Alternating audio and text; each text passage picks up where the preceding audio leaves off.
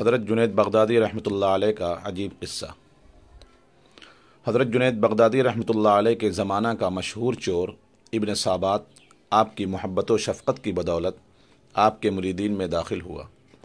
Baghdad کا مشہور زمانہ ڈاکو ابن سابات رات کو چوری کرنے آپ کی خانقاہ میں داخل ہوا۔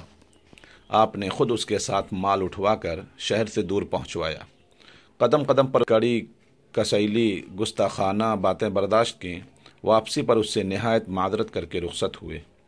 فرمایا، آئندہ جب کبھی تمہیں میری ضرورت ہو میرے پاس چلے آنا۔ آپ کے اس مشفقانہ رویے نے اس کی زندگی جو گناہوں سے آلودہ تھی زیر و زبر کر دی کہ مکان کا مالک خود میرے ساتھ مال اٹھوا کر مجھے دے گیا ہے تو وہ یہ سوچنے پر مجبور ہو گیا کہ یہ چور نہیں مکان کا مالک تھا، لیکن اس نے مجھ کو پکڑوانے اور سزا دلانے کے بجائے کیسا حسن سلوک کیا۔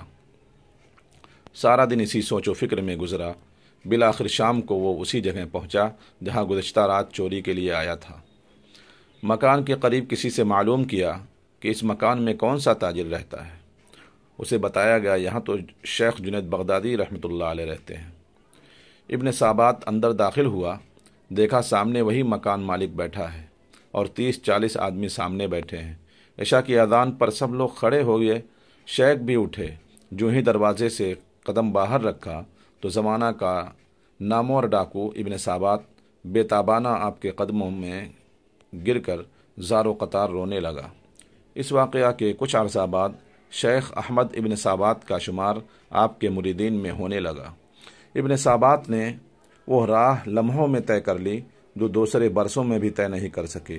یقیناً یہ شیخ جنید بغدادی رحمۃ اللہ علیہ کی محبت و ایثار کا کرشمہ ہی تھا۔